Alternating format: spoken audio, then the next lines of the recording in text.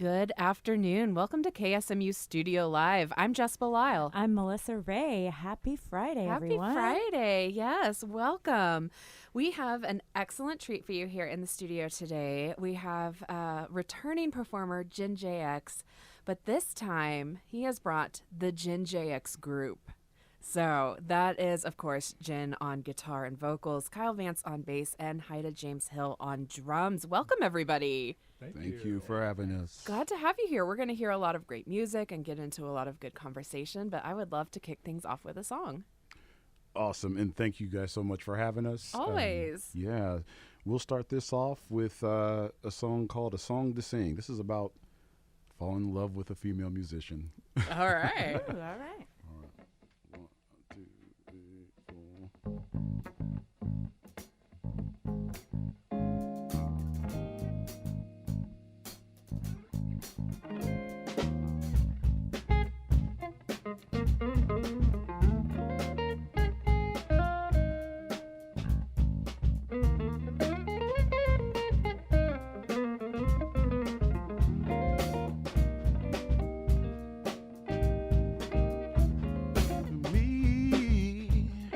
My girl tonight, singing songs about love, singing songs deep in the night. And then again, with our hearts so bright, we are walking hand in hand, we are walking towards the light. Girl, I'm with you. Girl, I'm with you now. Ooh. You're in my heart, you sing a soulful song. Girl, I'm with you. Girl, I'm with you now. Ooh. And when you're gone, you know I'll sing this song. I love you, girl, and the song that you sing. Oh, girl, I love you. You make me wanna sing. Bring out my soul, so my soul can sing. Oh, girl, I love you. You make me wanna sing. You make me wanna sing. You make me wanna sing. You make me wanna sing.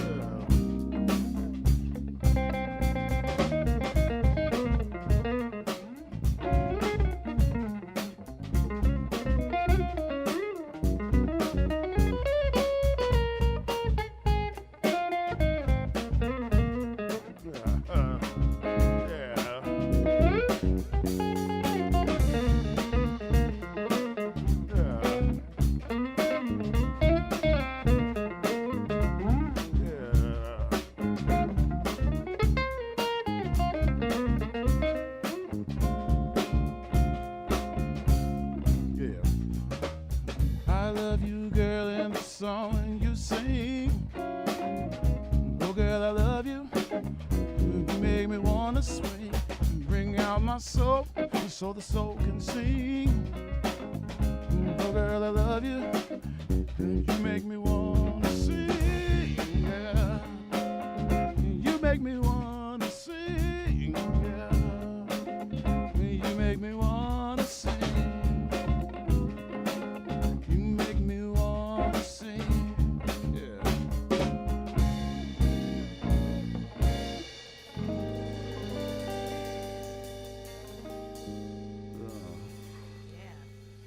That is the Jin JX group here on KSMU Studio Live. Jin, you put out a new record last year. Yes, we did. It's called the Barefoot Pregnant Neckbeard Marital Band String Band. So you know I'm going to have to ask, what's the story behind the name? Yeah, no, there's because that is a long title, first of all. doesn't. Yeah, it's not something you just kind of randomly It does pull not. out. It does not roll off the song, tongue. right? Okay. Give us the background.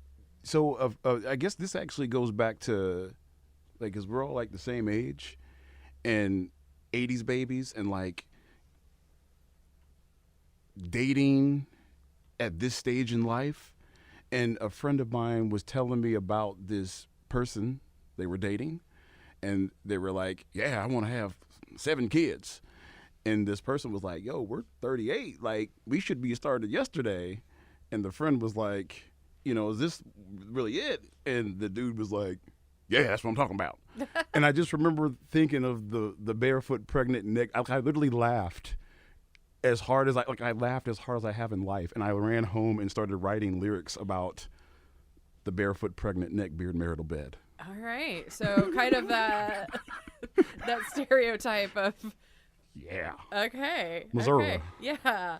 The sound on this record is what some might consider to be a bit of a departure from your traditional style that you've usually had, which is more jazz and R&B influenced. This one definitely has a lot of country flair, some old time like string band sounds. What inspired you to make something like this?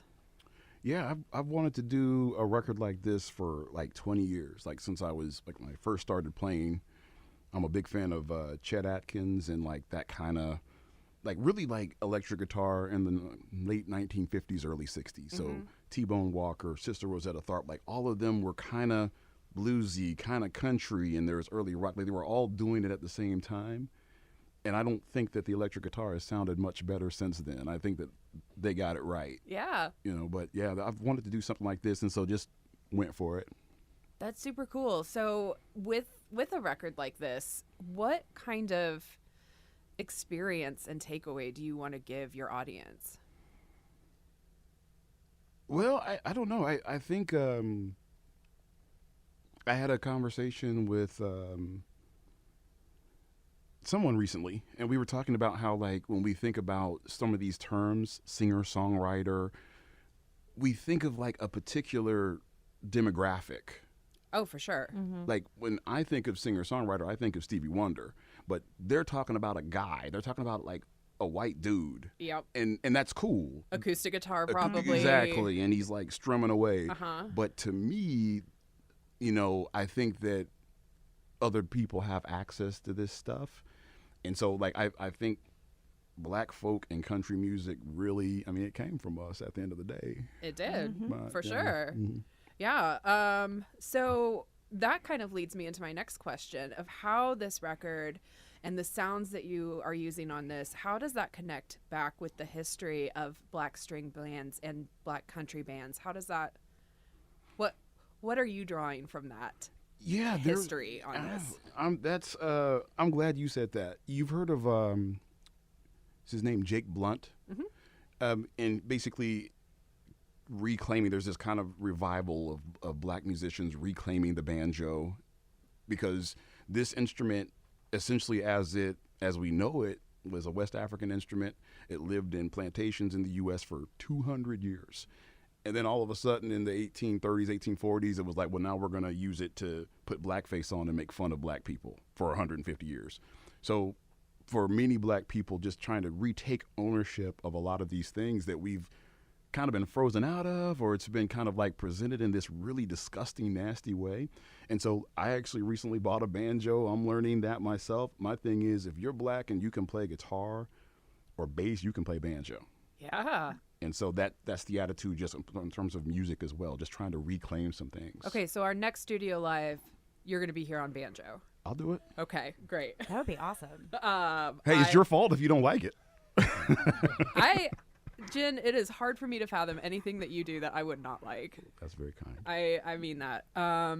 So with this connection and looking to the past in that really brings us back to our conversation that we had for Soundcheck about Afrofuturism and how that plays a role in your music. For anybody who missed Soundcheck, can you tell us a little bit about what Afrofuturism is? Yes. So there's all these kind of terms like Afrofuturism, post-black, where they're kind of like taking past, present, and future ideas, and also through the black lens, of course, and kind of like combining them to create art. Whereas in many educational systems, you know, the idea is that you listen to music from a certain era and you try to like emulate it to death and then sound like that going forward. Mm-hmm. This is not that. This is just saying we're only looking forward and backwards for inspiration, but we're in the now making the art. Yeah. So you just like pluck little bits and pieces from Yeah. all that whole era and many eras, really, to combine it into what you're doing today. Yes, ma'am. Yes. And while the word futurism does tend to leave folks like myself thinking outer space and the future and, you know, that kind Bill of and Ted's exploration. Excellent Adventure. Exactly. While this music may not be outer space based, is that a term now?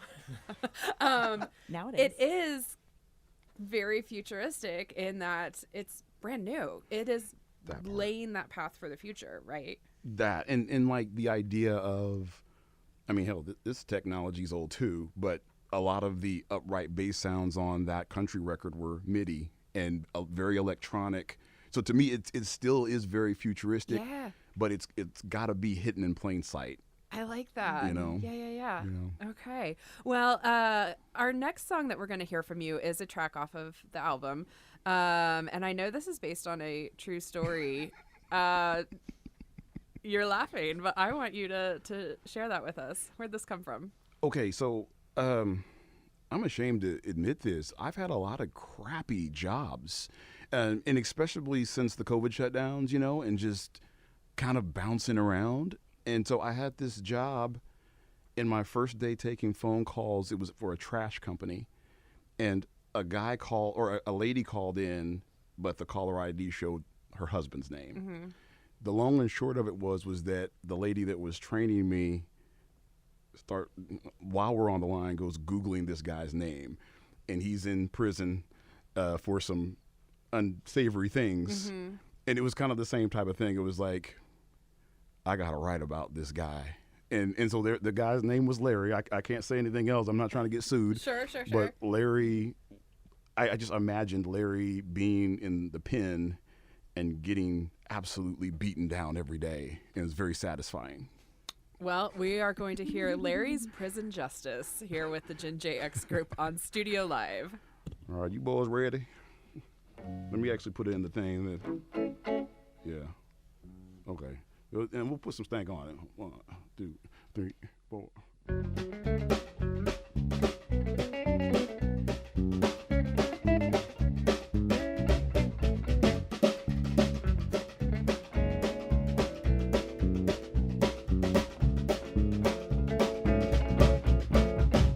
Well, I got a call from Larry. He's a nasty kind of guy. His wife says he's in prison because the things I can't describe. Now I look up his old picture. Oh man, he looks the part. Now I'm paying Uncle Johnny to rip this man apart. He's got a lot in the sock. He's got feet in the creek. He get mace in the face. And he's all in the vice. And it ain't nothing nice. Got a punch in the mouth. And a kick way down south. Got a smack in the back. And those mean black kids attack. Now I heard the Larry's aching. He's writhing on the ground, and locks and soap bars beat him down, but he didn't make a sound. And now I looked up his old picture. Oh man, he looks the hype. Now I'm paying Uncle Johnny to beat him with the pipe.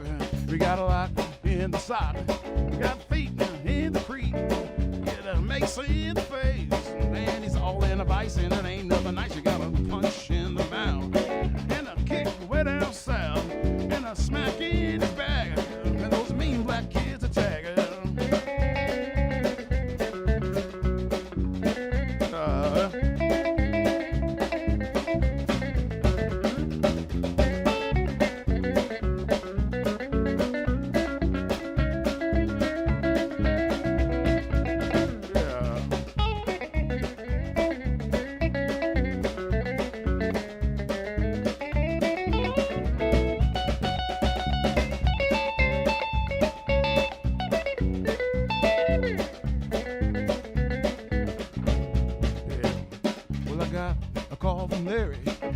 the nasty kind of guy. You know, wife says he's in lockup because of things I can't describe. Now I look up his old picture. He looks the part, and I'm calling Uncle Johnny to lick this man apart. You got a lot in the sock, you got feet in the creek, get mace in the face, and he's all in the vice, and it ain't nothing nice. You got a punch in the mouth, and a kick way down south, and a smack in the back, and those mean black kids attack.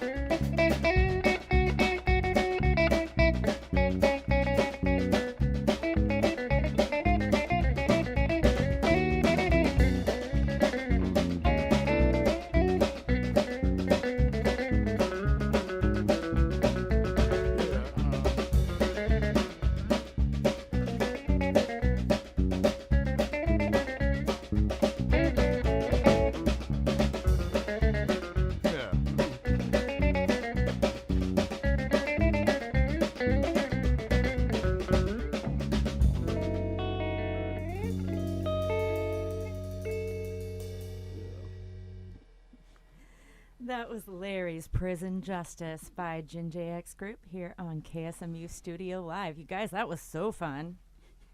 That was Definitely paints a picture. yes.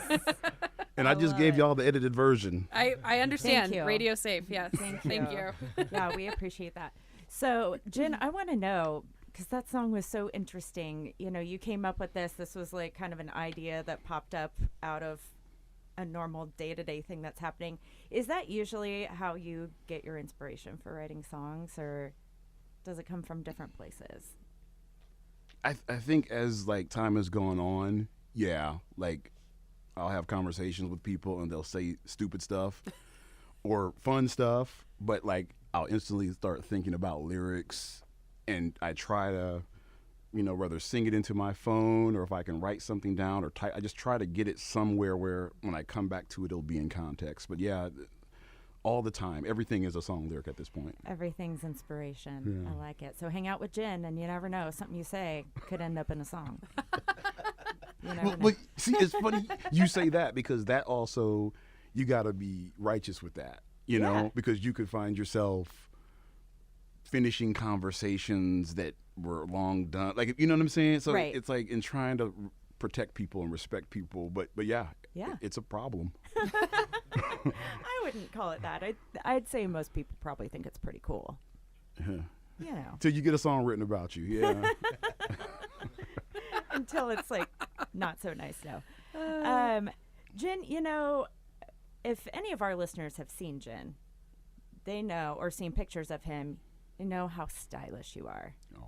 You are always like, you guys, I've never seen this man in a t-shirt and sneakers. Like, Always the best dressed one in the room. very, very nice. Like right now as I speak, he's got slacks, he's got a shirt, he's got a tie, he's got some nice dress shoes on. The very nice hat sitting off to the side. Kyle, Haida, you guys look great too. Yeah. By the way. Yeah. Don't mean to. But not as nice as disrespect. Jen, sorry. I mean, yeah. That's all Jen. So, and actually, I think you and I had a conversation about this like a while back, but I want you to share with our listeners, like, what's your inspiration behind your style? There's a couple things. I mean, I think in a very backwards way, like my grandfather.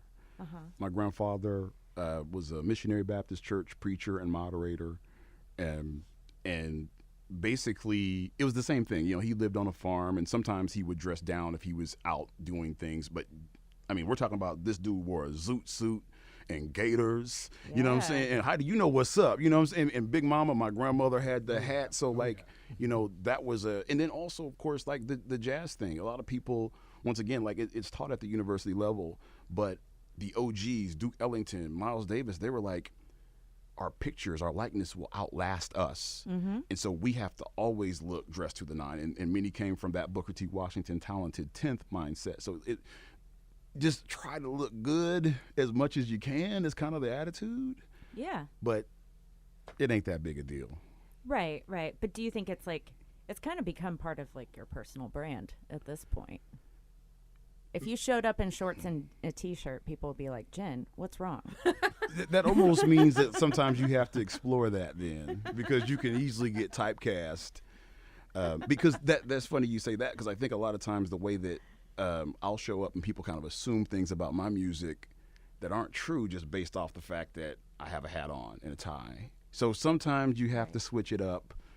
That was why we did the Barefoot Pregnant. Like we had our cowboy hats on, we had our boots on, we were getting it in. So sometimes you got to switch the style up like 50 Cent told us. Yeah, I like that. Do you think, I mean, I know how I feel about this, but I feel like style really plays into performance and art, and it almost kind of creates an attitude or something like that. Do you feel similarly? Absolutely. The late Phyllis Hyman, she was an R&B singer, in the 70s, 80s, and early 90s. She had a belief. She said, if I walk into a Coliseum and there's 3,000 people, I need to know who the artist is, even if they're in the crowd. Right. And so she was always, and she was a tall, beautiful sister. She was like 6'4" and wore these huge heels. She believed that the artistry was part of the presentation, and I do co-sign on that. Oh, same, for sure. I mean, you think about bands that have like a look, and it's so much easier to just kind of like bring that to the forefront of your mind, and it almost blends in with the music in a way. It does. And maybe classes up the music in a way. I don't know. Absolutely. But it was when I think about Prince, he had different clothing eras, but he loved, of course, purple, but he loved orange. Mm-hmm. And so no matter what era he was in, he kind of was representing I guess I read that even though he wore purple all the time, orange was his favorite color. Okay. And so he wore orange. You notice that the guitars were orange. I mean, he was sneaking stuff in. Well, purple and orange look very well together. I believe that is a favorite color combination of our engineer Doug yes. Waugh back here. Hey. So All Great. Yes, indeed. yeah, purple and orange here. I just think it's so cool to have a look that people just know is yours, and is yours. Like, even if, like you said, you don't want to get typecast into that or whatever. I understand that, but to have found your identity in that, that's something a lot of people struggle with, and artists and non-artists alike. So to have that look and have it nailed down, I think is just an incredible thing. That's sweet. And I think people you got to try some stuff. Oh, absolutely. And that to me is what keeps, because when I first met this man, he wasn't rocking the cowboy hats. We're pointing at We're Kyle talking right about now. Kyle Vance. and but it is crazy because when I met both Haida and Kyle, they were in country bands. And so it's like the same thing. It's like these guys are going to get it. They're going to sound right. But when you go to, Crap Kickers USA to play at the bar, you won't look the part, And this man's got that beautiful hat, and I think we gotta own that, Yeah. That is a great hat. And he has a great bolo tie also. Yes. With a scorpion in it. Yes. Did Sam make that for you? No. Oh, okay.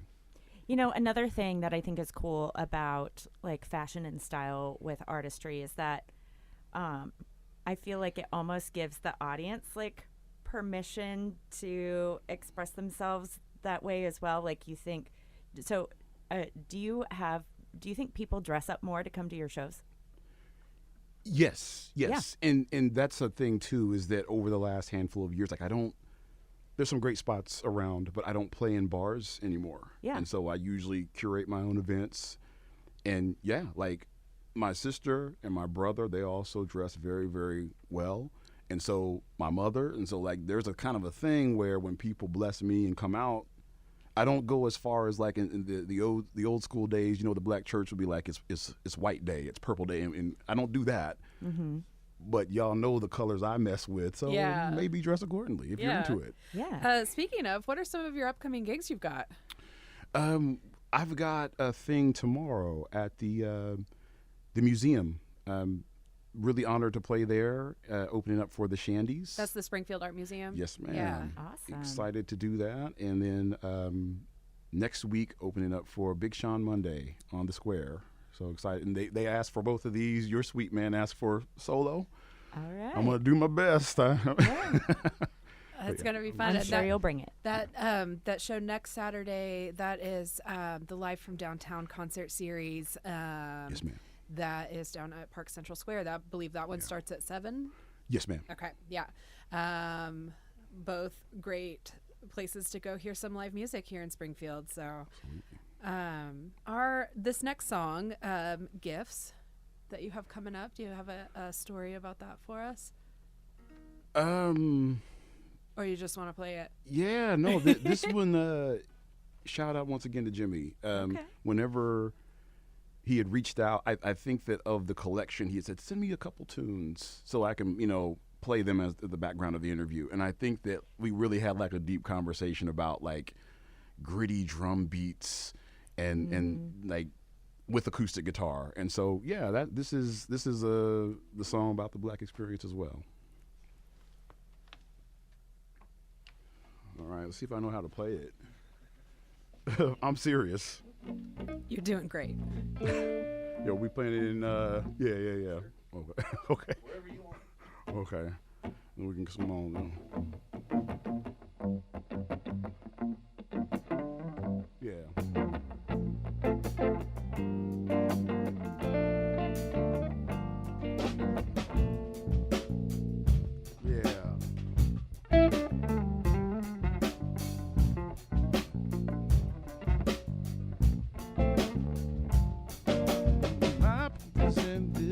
To you, gift is from the heart. My present is love so true, love is from the start. My present is a gift for you, gift from you to me. Starting with an interlude, but can you value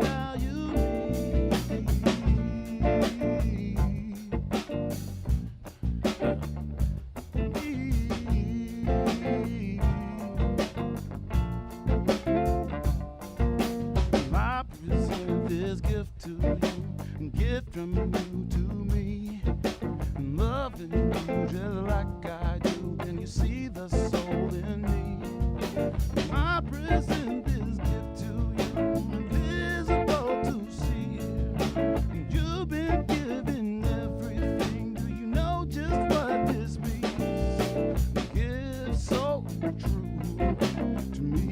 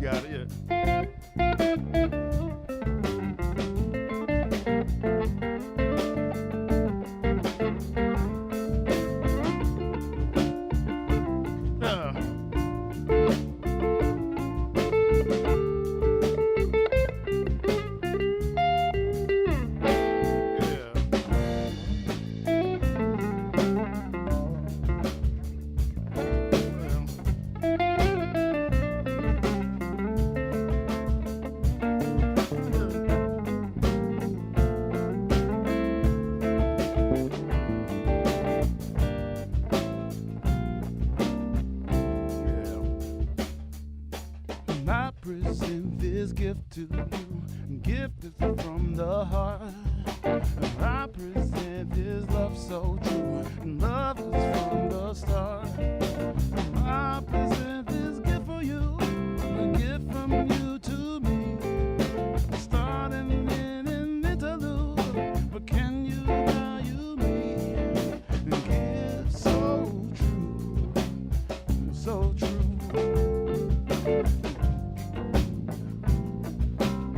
So true, gift so true.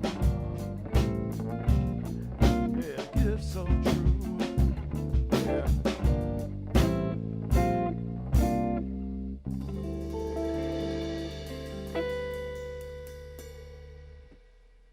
That was Gifts by Jin JX here on KSMU Studio Live. That was really good. I like Thank that. you. Yeah. Smooth. I want to talk to all three of you about creativity and inspiration, because we always like knowing what makes an artist get inspired? What makes you make art? So my first question to you is there an album that has changed the way you think about music? And I will let any of you jump in first. Everyone's pointing at drummer. Okay, yeah, go to me. Okay. No. And it's kind of funny. Me and Jen were talking about one of our favorite artists, Pat Metheny. And Yeah. I'm a huge Pat Metheny fan. Going back to his album, the Pat Metheny Group album, First Circle. And that was like my introduction into just a whole new world of jazz and world type music. And I was, a teenager, jazz band class, and it just, I specifically remember my band director bringing out the record and having us listen to it, and my mind was blown. I was like, what is this? What is this?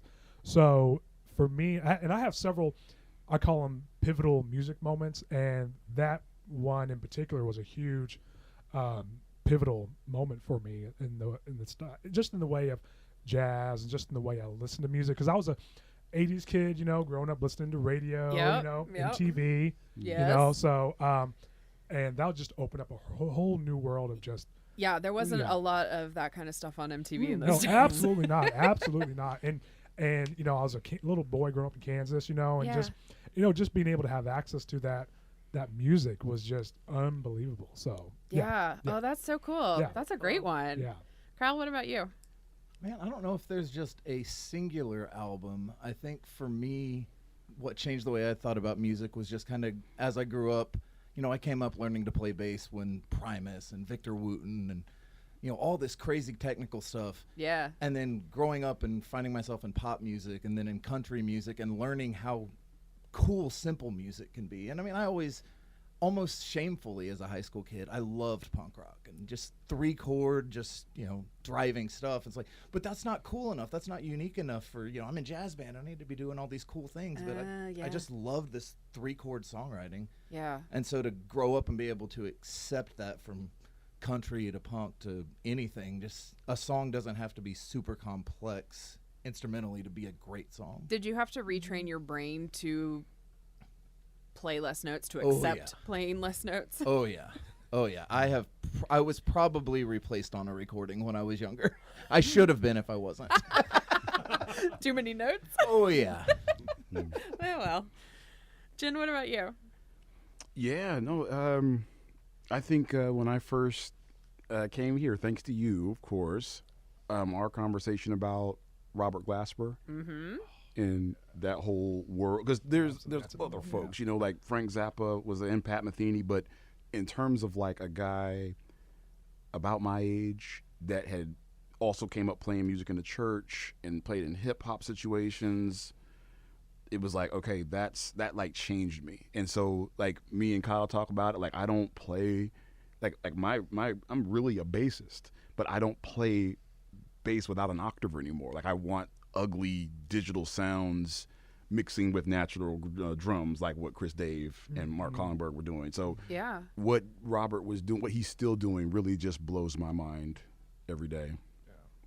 Okay, my next question to go around the room is, what inspires you outside of music to create or make other art besides music, or the way you dress? Like we talked about, what is inspiring you outside of music? Okay, this is going to be very very cheesy. We love cheesy. Okay. So for me, I always felt there's a big connection between nature and music. So for me, it's a simple things like looking at a sunset, listening to birds. I mean, I'm going very cheesy here, but who doesn't love that? Yeah, so that's always been an inspiration for me, is just going outside and just the way, like summertime, the way the sun hits me, just the way the wind might hit me. That's like a huge. I want to speak to this not being cheesy, Okay, because let's think about all of the artists from all of time and how that has constantly been an inspiration point, and everybody finds some kind of awe and it's so huge for me. It's huge. I think it's beautiful. Yeah, so I can be doing something as simple as going on a drive. You know, that's like my favorite thing to do is hit the backcountry roads around, you know, around the area. Yes. And it's just, you know, inspiration will just come at the most, you know, insane times. Windows down? Windows down, yes. Yes. 100%. Okay. Yep. Okay, good. Kyle, what's inspiring you? People. People. I like connecting with people. I like learning what makes somebody else tick, even if I don't necessarily agree with them on everything. Just learning how they got to that conclusion, Yeah. that sort of thing. That's very cool. People are quite interesting. Yeah. Love what you said that. Jen, what's inspiring you? I know we were actually talking earlier. Like I've kind of I like to read still. I've caved to audiobooks, but I just like No shame to in that. get new information.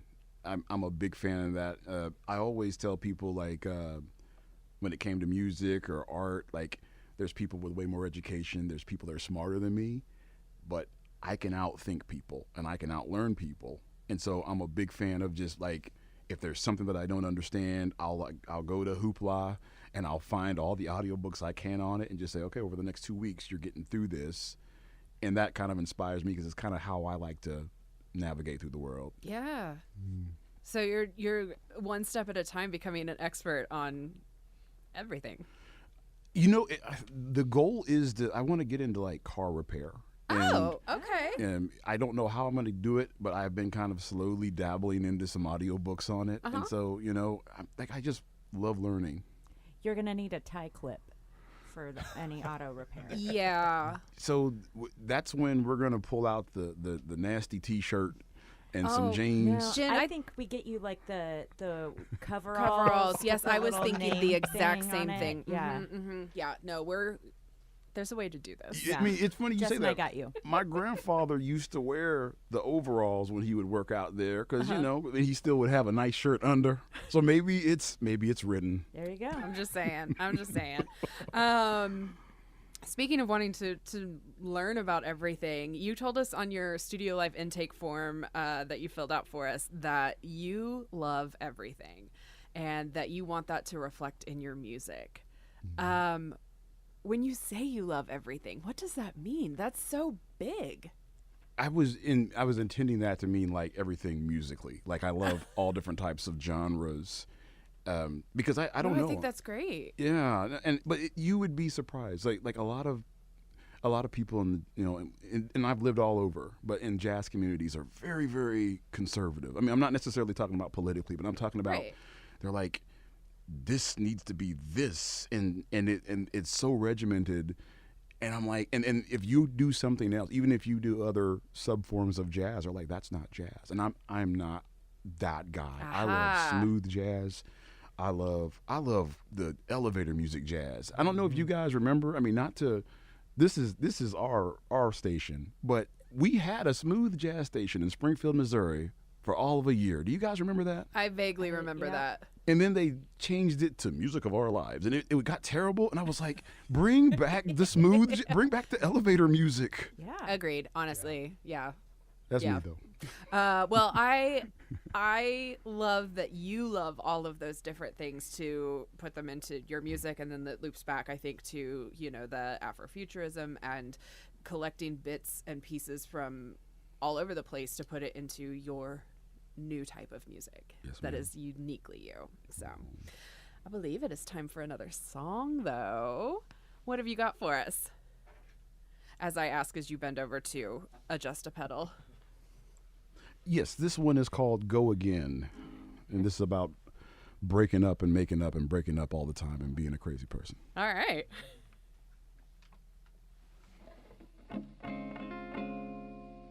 We'll put some stank on it too. 1, 2, 3, 4.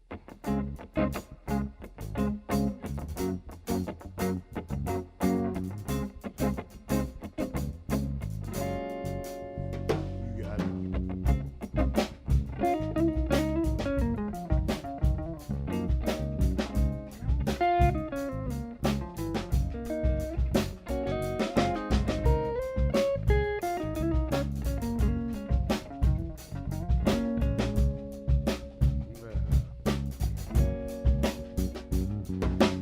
Go again, she goes again.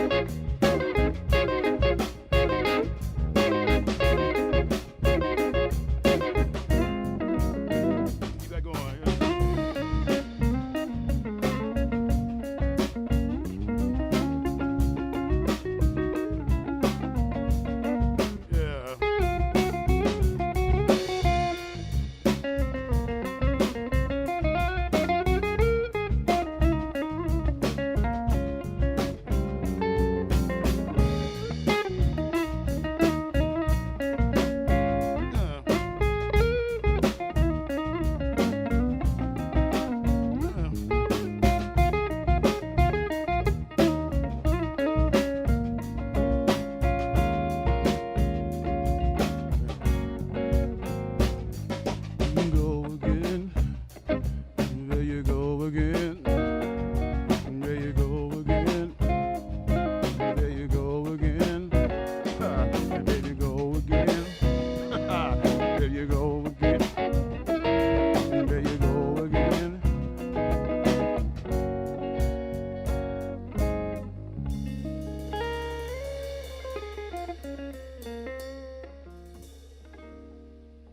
Yeah, that was Go Again by Jen JX here on KSMU Studio Live.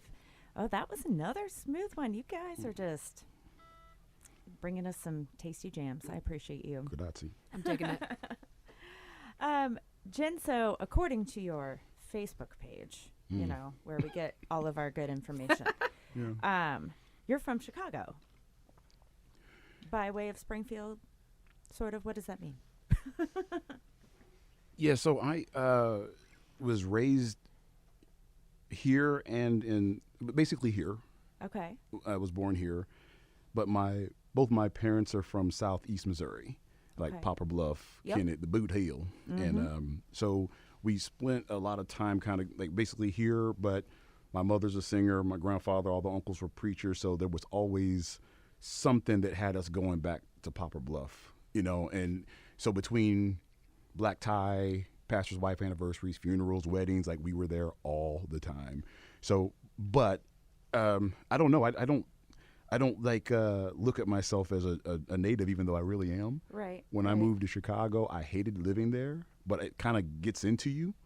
And so when I say I'm from Chicago, it's kind of like I became an adult in Chicago. You spent your 20s there, right? Yeah. Those I mean, are some pretty formative years, exactly. especially for an artist. Yeah, and it was brutal because it was tough times and it was like some ruthless poverty. But yeah, I grew up here though. So how do you think Chicago shows up in your music? Every day, like the fact that I curse too much, both in my life and in music, but also that hip hop thing. And I was also lucky that, like, again, like, we're all the same age. Like, all my friends, we were all born in 1982. It was this really special time. And so, you know, I always say anywhere I go, I kind of bring Chicago with me. And I missed it. I hated it. And I don't know if I could ever live there again, but I sometimes think I'm really meant to live there too. I don't know. I haven't figured it out. I get it. Sometimes it's a complicated relationship with where you live. How do you think that church upbringing or that Poplar Bluff shows up in your music? It's if anything, I had to unlearn how to play like my uncles. Okay. Because this goes back to that Afrofuturism thing. Like in the black community, you can't just copy someone. You can't just I mean, so my Uncle C, he was the guy, I mean, I still do. I do that little thing like he did, but he would do these, you know? Okay. And I try not to overdo that, but that's his style. And I remember when I first started playing guitar, he was so much better than me, but like if you closed your eyes, you couldn't tell who was playing. It sounded like one guitar. And he didn't like it. He walked up on me and his wife was like, "Ooh, see, he plays just like you." And he kind of like tilted his head and it was like get your own, you know? Yeah. And so I take that mindset with me too, where you gotta come from where you come from, but you can't just stay there. You gotta make your own thing. Challenge to be original. Absolutely. But I think it's opposite. I think it's a challenge to be unoriginal. Yeah. Our originality's been schooled out of us. Yeah. You're not wrong. You're not wrong. We think that like when we go into space, I'm supposed to just copy people. But I think that sometimes there's a need for that, but I think that ruins creativity. That ruins the ability for the entire thing to move forward. That is an interesting point and something to stew on. You know, you never know where people's influences come from and, you know, and how they present.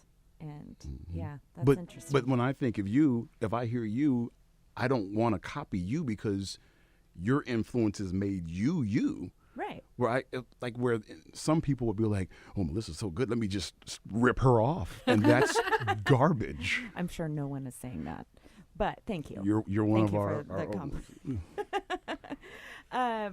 You know, we really love having you here in the Springfield music community. What do you appreciate about the scene here?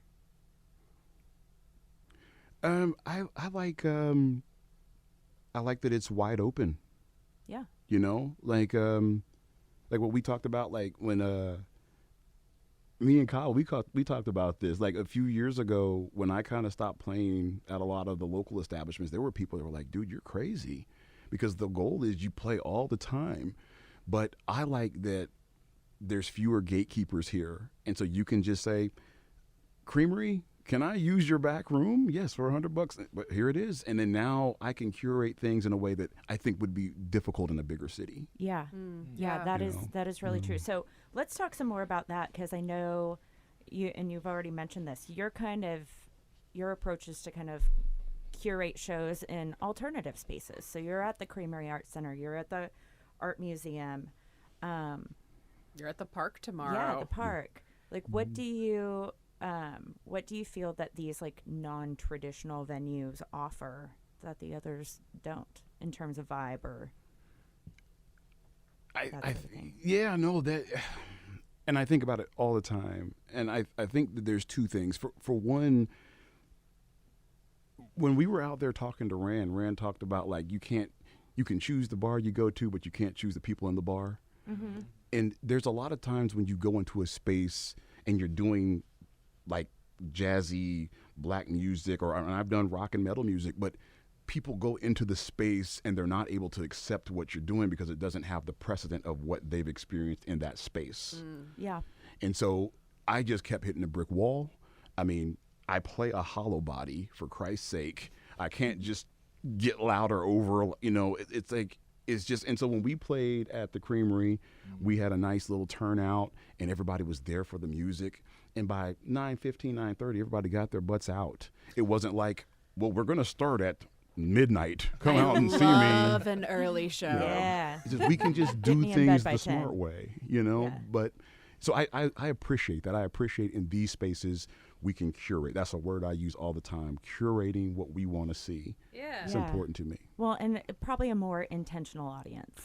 Absolutely. There's Yeah. there's less of the foolishness and Yeah. people coming in like, but yeah, no, I love doing them. And again, it does make me think of like my grandparents and the church, just Yeah. bringing a little bit of reverence into that thing. Yeah. I love that. I Yeah. love that. Well, thanks for being on here today, Jen. This has been so fun. Thank Yeah. you. Thank you for having us. And I'll remind our listeners that here next Friday, you'll be able to listen to this very show as a podcast. Yes, that'll be wherever you get your podcasts on all your favorite streaming apps. And I am so excited to be able to bring this show to you guys that way. So, Jen, Kyle, Haida, thank you all for being here. Thank you guys. Thank you. We appreciate Thanks for you. having Yeah. us. Let's take it out with a tune. Cool. This is actually a song called Skeleton 1982. Actually, shout out to the museum. They had commissioned me to write some music for some of their work, and this was one of the tunes based off of one of the art pieces I saw in the vault. So So cool. let's do it. You guys can start it. Let me just follow y'all. Or should we do it? Let's do the. I'll start it.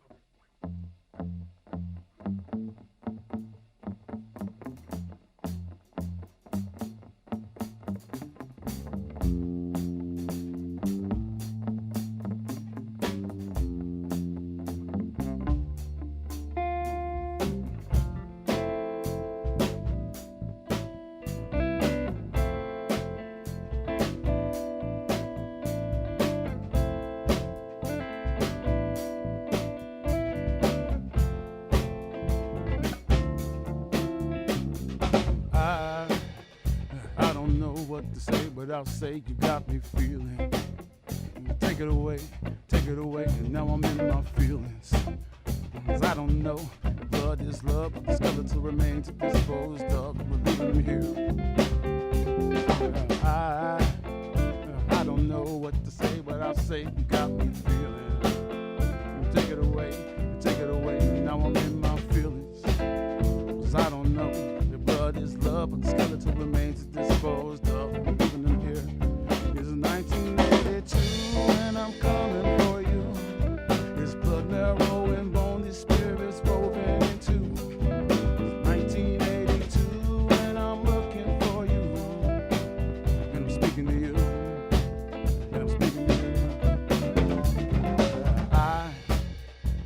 don't know what to say, but I say I felt like dying. She took it away, and I walked home crying. 'Cause I don't know